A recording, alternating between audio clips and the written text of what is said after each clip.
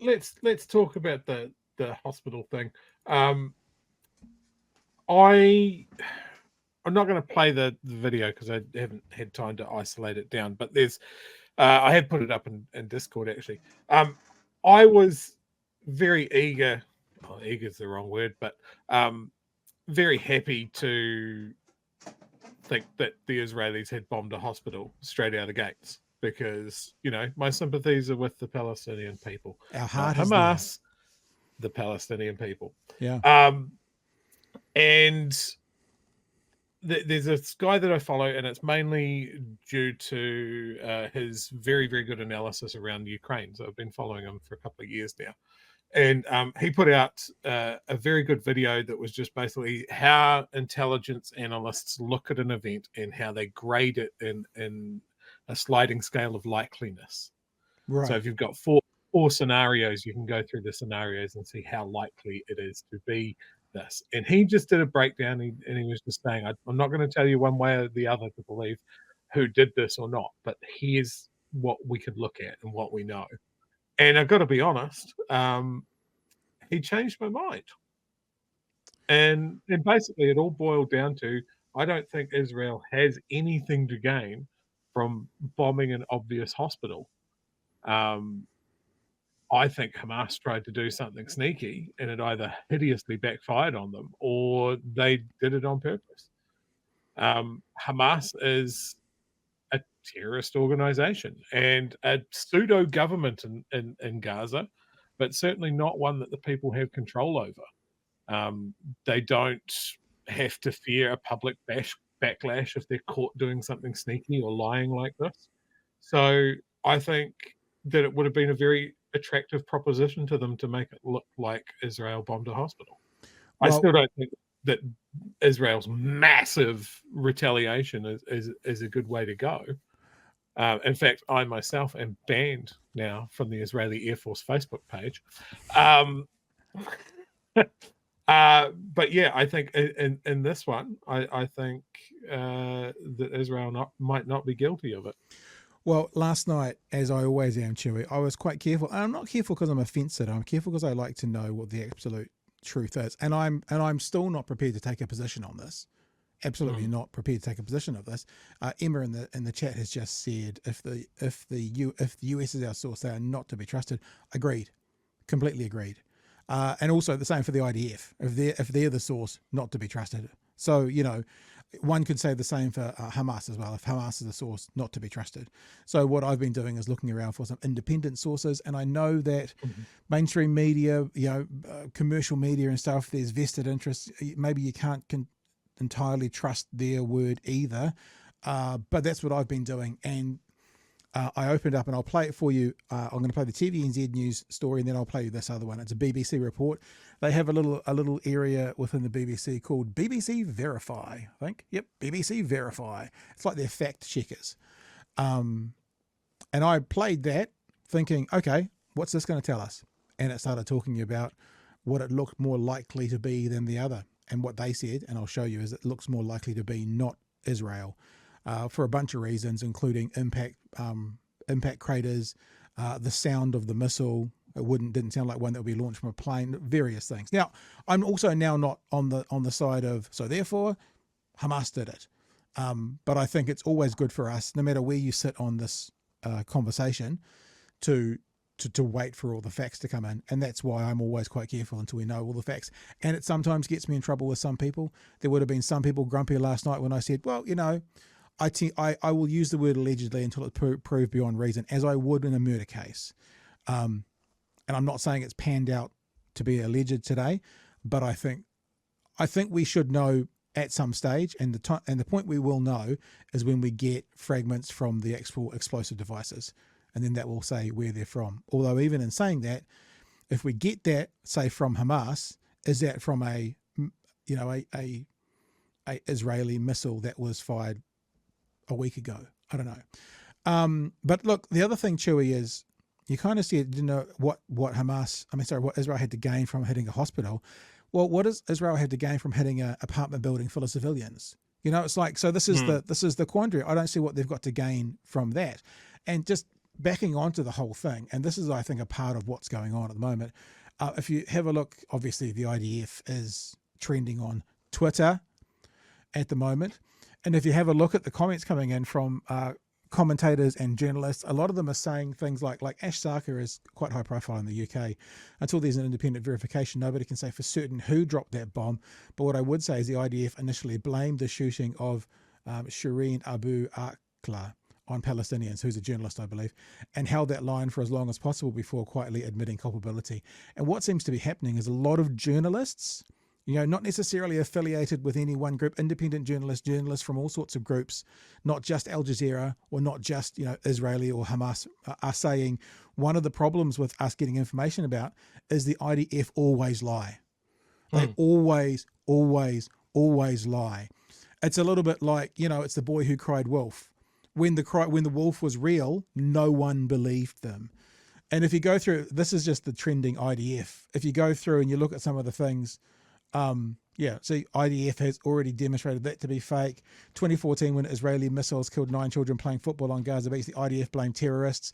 So it happens again and again and again. And I'm not saying that to now put the blame 100% on the IDF, but what I'm saying is this just so fucking muddies the water. Because immediately you don't trust, and you and me are the same, Chewy, like our hearts are with Palestinian people. So we don't trust the messaging from the other side, but we have to be careful not to necessarily go wholeheartedly behind the side we're on with what their government's saying, because their government's a terrorist organization. So what do we do? And it's an important illustration there, right? As like I said, quite happy to believe that the Israelis would sling a 1,000-pound bomb in a hospital. But I looked for other opinions. I looked for people that I trust, whose authenticity or trustworthiness has been verified by me in the past, and he had a different point of view, and I didn't rule it out. So that's, I guess, a big part of when you look at things like this, especially such a muddy situation as this, that it's not always black and white. Yeah. And people are shitty. They do shitty things. And look, this is where, and I've said this a lot on this show, that we don't, and no one here is, right? But in general, people don't have to lie to make a point. The truth should stand on its own. And I remember writing this blog post once, which was intelligent debate versus ideology. And I think we would all agree, Chewy, I think everyone out there would agree, that no one would say that they're right 100% of the time. Sometimes we get things wrong. But an ideologue always thinks they're right 100% of the time. So you can't really debate an ideologue. Now that means sometimes the ideologue will be right, but sometimes they'll be wrong. So intelligent debate versus ideologue means intelligent debate means you weigh up the circumstance as it comes. And sometimes your side, our side, their side might be in the wrong. Is this one of those instances? I don't know. I genuinely don't know yet. But all I'm saying is I don't think anyone can go in full tit and say this is 100% what happened yet. That's where I'm at right now, and I think that's kind of fair. And as I said, some of our lovely lefty friends that'll really annoy, and I'm like, well, I'm not. No, sorry. I will, before I make a public statement, I just like to see 100% of the truth. And as I said to Marilyn last night, I don't find the IDF story credible. More information has come out today. Other people are saying Hamas's story is not credible. I guess that's what they're saying. They're saying the Hamas story is not credible. It's a goddamn mess, and if everybody could just chill out for a bit, that'd be great. Smoke some more ganja. Have a peace pipe, literally.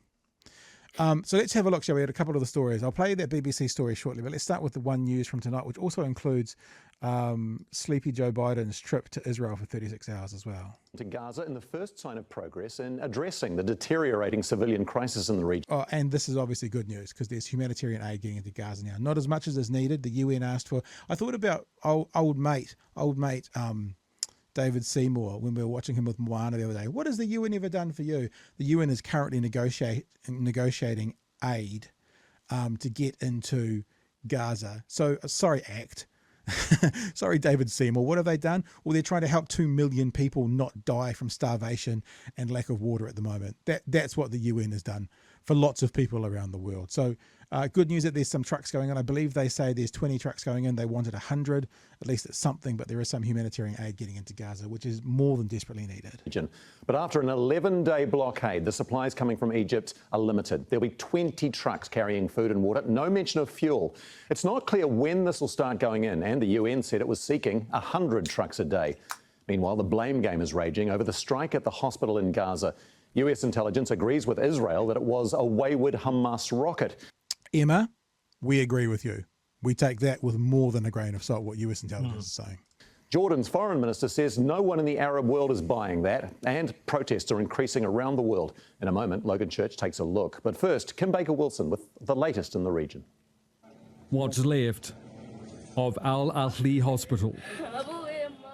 The clean-up of what can be cleaned up is grim. Remains are still being taken away. God have mercy. They were civilians.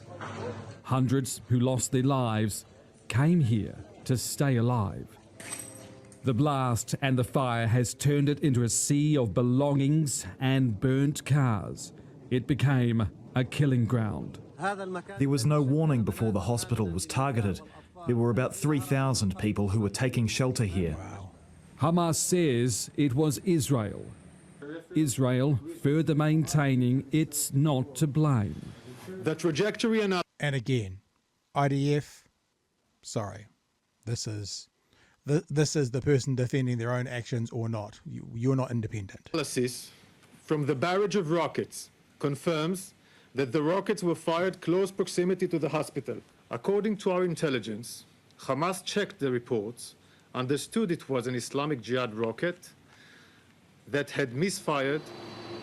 The US is backing it. Joe Biden in Tel Aviv on a high-stakes intervention. And based on what I've seen, it appears as though it was done by the other team, not you. Israel got that agreement and more military aid from the US. But Biden is getting humanitarian aid into Gaza. One of the most Israel. militarized countries in the Middle East. Yeah, and look, the other thing is you missed this last night, True, about speaking to Marilyn from the Alternative Jewish Voices. She's like, the US, she didn't say has got blood on their hands. She didn't use that terminology, but basically saying the amount of involvement the US has had with the militarization of the region, they actually can't be involved in the peace negotiations. Like they can't be. That was her position. And I think that's pretty fair. And even today, yeah, you know, that Gaza is on some level is becoming more and more rubble every single day. Let's not even think about from the WHO at the moment, but just the reality that that's happening. And the Americans are selling Israel more weapons. The military complex is jumping up and down, and we're seeing the stock prices of military companies going through the roof because of this. Like, I mean, you know, it is a little bit of the follow the money situation here, isn't it? So I'm not seeing the voices that have been so strident in the US saying why are we giving money and arms to Ukraine to defend their territory, kicking up about this. So yeah, I mean there's an aspect of geopolitics in here as well. It's pretty clear that Russia will do pretty much anything to draw attention away. And if they've been involved somehow, I could believe that very easily. Now the global media is looking at what's happening in Gaza rather than what's happening in Ukraine. yeah, that's interesting. It's really interesting because, I mean, there's probably a really good time to keep an eye on Ukraine as well. See what happens over there in the next few days, weeks, whilst, as you say, whilst the media of the world are looking at Gaza and Israel. We'll keep going to the end of the story, shall we? That's it. Up to 20 trucks. This has been a very blunt negotiation I've had. It's coming from Egypt, and it's limited. Food, water, and medicine, but no fuel. Egypt needs to fix the road across its border, created by Israeli airstrikes. But it's the first crack in the week-and-a-half-long conflict. Survivors hurt in the hospital blast have been rushed to another. More strain on a system already under strain. because there's no let-up in fighting. Yeah. Biden has walked a tightrope, showing support for Israel while easing a humanitarian catastrophe in Gaza. He's warned... I mean, just look at that image, you know. For those of you who are listening to the audio podcast, you can have to jump on YouTube and have a look at the image at about 23 minutes into the show. But just look at that image. I mean, it's really hard because I don't want to do whataboutism, and that's what everybody does. Well, what about Ukraine? Where were you guys supporting the Ukraine war? Why are you against the Ukraine war? It's like, it's not that. I just want to purely take that scene and go, that scene from weapons provided to Israel thanks to America versus what's happening in Israeli cities right now. You know, the disproportionate response. And remember, we've been very clear, we do not support the actions of Hamas whatsoever. But this, under those buildings, are also innocent people. You know, to basically say from one side, you killed our citizens, so that's wrong and contravenes all actions of law, so we're going to come in and kill your citizens. That's the problem. It's that kind of mentality from both of the groups at the top, the IDF, the Israeli government, and Hamas. That's the problem. And it's the people who were in those buildings. Those buildings had people in them. They probably still have people in them, just not quite as alive as they once were. It's just, you know, and what? And Marilyn said last night, I don't know if this is factual or not, but I'll take it as read, that in these conflicts, typically what happens is one Israeli dies for every 20 Palestinian. Now, I don't want to make that sound like, oh, okay, all good, you know, so that's a fair swap. It's like, it's just think of the numbers. Group A loses one party, Group B loses 20. Group A loses 1,300 civilians, like an atrocity. Group B now loses 10,000 citizens. It's like, it's just, how is this ever going to end? Where is it going to go? There's a lot. It's running basically straight into what I would call it was a definite war crime, is the idea of collective punishment. Yeah, it's all war crimes. 100% it's war crime. And I did see a comment from an Israeli, I don't know if he was in the IDF or he's part of the government or whatever, that was just basically like, well, the people of Gaza enabled Hamas. As if there was a free and fair election. And they went 17 years ago. All 2.5 million of us have had a chat, and we go for it. Well, hang on, hang on a sec, Joe, because we did talk about this last night. I'm not cutting you short. I just want to explain to people that the election was 17 years ago. The average age of a person in Gaza right now is 19. So maybe 5 to 7% of the people who are currently in Gaza voted for that election. So no, the people of Gaza did not vote Hamas in. 17 years ago, they got voted in by people who were living there 17 years ago, and like 90+% of the population who live there now didn't vote in that because they were too young or weren't alive. And the idea of collective punishment being a war crime, you know, look, that's what happened. You know, Nazis were operating in an area and partisans would have a crack at a supply column and they'd just go to the nearest village and go, well, you guys must be supporting them, so you've all got to go. And, you know, that was one of the things that came out in the Nuremberg trials and stuff like that, is that, wow, we can't have that. We can't have that. So, yeah, it's a god-awful mess. And this is one of the things where I wish that the UN had the speed and the power to go in and go, all right, we're sending in a neutral third party. I don't know, let's, for argument's sake, say Malaysia, to sort this out and negotiate an immediate ceasefire, somehow enforce a no-fly zone, so you can track by radar exactly what's happening. But that's not what we've got. Maybe I'll play something for you. I saw this today on Sam Cedar's show. It's a bit strange. I'm going to be playing you a clip that was played on Sam Cedar's show, because you've prompted it by using that kind of collective punishment. Say that word again. What's the correct terminology? Collective punishment. That's what you said. That's the wording. Collective. Yeah. Okay.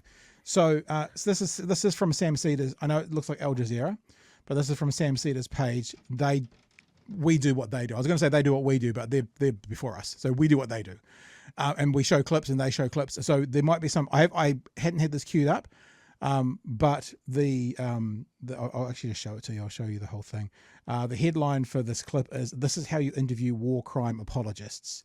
So let's have a listen to this interview on Al Jazeera.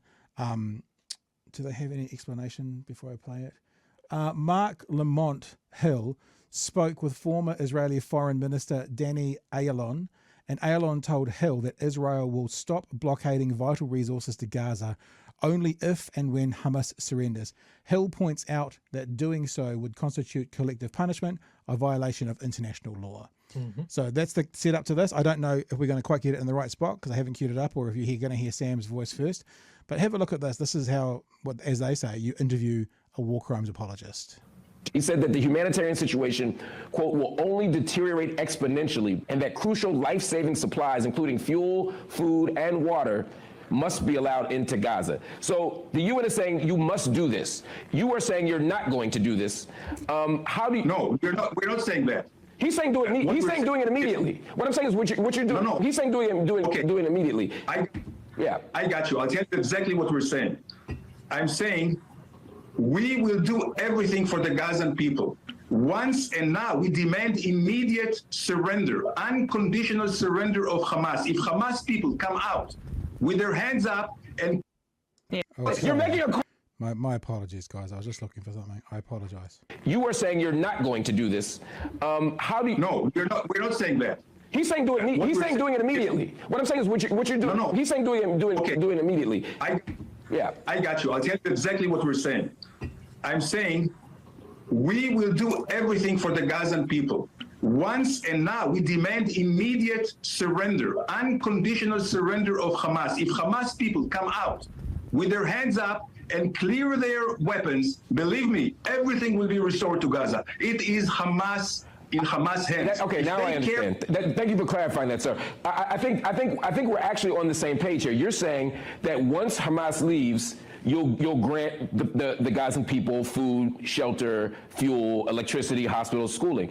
And if they don't, and if Hamas doesn't leave, then they'll continue to starve and die in hospitals. You are defining for the international community right now collective punishment. You're saying until Hamas acts differently, the 2 million people in Gaza are going to be treated this way. And once Hamas acts differently, these 2 million people in Gaza will be treated better. That is exactly what collective punishment is. You're holding them accountable for the actions of others. That is the definition, the textbook definition of collective punishment, sir. Now, you may accept that that's what you want to do, but this is absolutely a contravention of international law. Well, I'll tell you exactly. No, if we pushed them into the wall, we're not pushing them to the wall. We want to open a humanitarian corridor so they can leave. But if Hamas, so that who can leave? Citizens? You're saying civilians can leave, but only through the Rafah border, correct? At this point, yes. So they can't come. Where else? Your country. They can come into Israel. I'm telling you one more thing I want to say. I want you to address that point. Don't just smile, sir. Respectfully, you're saying you're making a corridor. They can go to Egypt. You're bombing them. You say you want to save them, but they can't come in. There you go. That's pretty much the end of it there. The guys from Majority Report go on to point out that any Palestinian teenager Israel will then nominate as being from Hamas as well, saying all the Hamas people have to come out with their hands up. So yes. Anyway, that was just off the cuff. I apologise that little glitch because I was trying to scroll through in real time to find out where the end would be. But that's the collective punishment. So and this is one of the things that Marilyn said last night. One of the differences now is they are being overt about the collective punishment. They're being overt about these things that are international crimes. They're just not hiding it anymore. And she said last night, Chewy, so you know that because she lived in Gaza for 4 years, and she was there through a couple of the bombings, and she was working in the aid basements, the shelters. And she said at their peak there was 1,000 people an hour coming into the shelters, and currently there are 2 to 3 times that. So that's how much worse it is. What's going on at the moment. So yeah, I wanted to show that because you brought up collective punishment, and that's Israel saying yes, we're doing collective punishment, which indeed is a war crime. This is exactly what the UN was supposed to be about. This is the thing.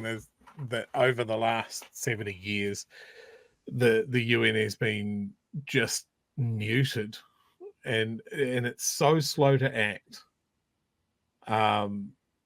If we think back to the immediate post-war World War II thing, you had the Korean War, you had lots of stuff. Like the UN did heaps of stuff in the Middle East to chill things out, and then they just don't have the resources, or they don't have the will, or they don't have the speed to do it anymore. And then you get geopolitics again. The US has an aircraft carrier strike group in the Mediterranean at the moment, a second on the way, and a Marine expeditionary force. That is a lot of power that has immediately been sent to the Middle East. And we know that the US is not a fair dealing player in that region. They are very clearly an Israeli ally. So why would the people of Gaza hold out any hope that these people are there to help them when that hasn't been their experience? As much as I'm pro-American action supporting Ukraine, I'm not for them in this case. I personally think they should take a left turn and head straight into the Black Sea and park their carriers there. Yeah. But yeah. But it's a goddamn mess. But what you're doing in those two examples, Shuey, is the intelligent debate part of the intelligent debate versus ideology. You can actually look at something and go, in this instance, this is the right thing to do. In this instance, this is the right thing to do. You're not always going, Israel's always right, or America's always right, or Hamas is always right. You're not doing that. You're actually looking and seeing item by item where your place is. So let's play this other clip. Sorry, yep. I was just going to say this comment from Dr. Ratweasel. Yeah, absolutely. UN has been invisible for Ukraine and Russia, and there's a very good reason, and it's the same reason that they'll be quiet on this one. The veto on the Security Council. Somebody wants to do something and it's not in Russia's best interest, they'll veto it. Same for the US. That happened today. Yep. There was just today. America vetoed something through the UN that sounded like a really good idea to me, and they vetoed it. That's often the way. Hey, Russia, get out of Ukraine. And they go, no, veto. Okay, well, we'll stop talking about it now. And it's exactly the same in Israel at the moment. Get rid of the permanent Security Council members, get rid of the vetoes. Something needs to change. So let's have a look at this piece from BBC. And this is because what we will always do here is bring you information. And if it is unclear one way or the other, we'll probably bring you multiple angles from this. That's sort of how I operate. I think more and more I get to know Chewy, it sounds like it's the way he operates as well. And at the moment, there are a lot of people. This is BBC, so this is not bought and paid for by American gun money or by Israeli religious money or anything like that. I don't even know if that's a thing. And this is their assessment of the bombing. So this is a group within the BBC News called BBC Verify, and this was their thoughts around the bombing of the hospital. The explosion happened last night at around 7 p.m. local time. The BBC Verify team has been analysing all the images and video that have emerged. You can see where the hospital is located within Gaza City. And this footage shows what appears to be the courtyard car park of the hospital in flames. We've been able to establish that that's what it is from the shape of the buildings. Now, the Al Jazeera television station was broadcasting live from Gaza at the time. You can see a series of bright lights in the air. We don't know exactly what these are. The Israeli army says there was a failed rocket launch by the Palestinian militant group Islamic Jihad. Then you can see a flash, and that's followed shortly afterwards by a big fireball. Our verification teams have looked at these images and can tell from the roofs and from other skyline details illuminated by the flames that it was in the main courtyard of the hospital. Next, they've been looking at daylight images taken this morning. Here you can see quite a lot of fire damage to the cars, but most of the buildings surrounding it are still mostly intact and standing, and there's actually a relatively small crater. Now, we've shown these images to a number of weapons experts, and while they couldn't come to a firm conclusion, several of them told us that if the explosion had been caused by the type of bomb normally used by Israeli forces, the crater would have been bigger and there would have been more damage to the buildings. One way of trying to establish what hit this hospital is by studying bomb or missile fragments at the scene. But our team on the ground and the team here haven't seen any. Now, look at this image we found from last night of two men searching through the crater we showed you earlier. The logo on their vests is from the Palestinian police, from the Explosive Ordnance Department. We don't know what, if anything, they recovered. The Islamic Jihad movement put out a statement today saying the explosion was caused by Israeli aerial bombing and claiming that they have the remnants of the explosive head, but they haven't yet provided any evidence of this. What's not in dispute is that there were a very large number of casualties, according to Palestinian officials. Mostly, we think, of people who've been sheltering in the hospital from Israeli airstrikes, sleeping on the grass here. To establish the exact truth of what caused them, you'd need an independent investigation. But that's not going to happen in what is an active war zone. So there you go. I wouldn't say they're hedging their bets, but they were. This is what it looks like. I mean, I'm not holding out hope that one side to be right and the other side to be wrong, or vice versa. I think, as we've said before, I think those at the top who are causing this conflict are as bad, if not worse, than one another. I guess I think, what if there's other crater holes elsewhere that they weren't shown in the photos? What are these other things? Like, I don't know. But BBC have done their analysis. Others have as well. And they come to a conclusion that if they were based on the balance of probability, it might be looking more likely that it's on the Palestinian side than the Israeli side. And I was going to just ask you, Chewy, you know more about armed conflict than I do. You caused more of it. Is an aerial bombing means literally from a plane? That's what they said, it was from aerial bombing. Yeah. So there doesn't appear to be much damage to a courtyard if it's a missile launched from a plane. Yeah, and that was one of the things, the video that I was talking about earlier from Ryan Macbeth. He went into that as well. Israel has complete air superiority over Gaza. It has absolutely no problem flying fighter jets over there and dropping 1,000-pound GPS or laser guided bombs. If they wanted to put a bomb into a hospital, they probably just would. And it would demolish the whole building rather than blow up all the cars in the car park and not leave much of a crater. Yeah.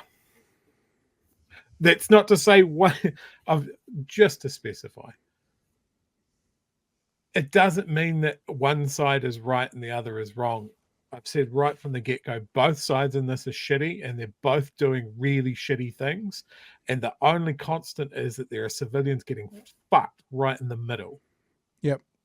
And reports are that 3 out of 4 Israelis are shitty about this as well. They don't want to have a bar of it as well. So I know, rightfully so, we're focusing on the human disasters that are happening within Gaza.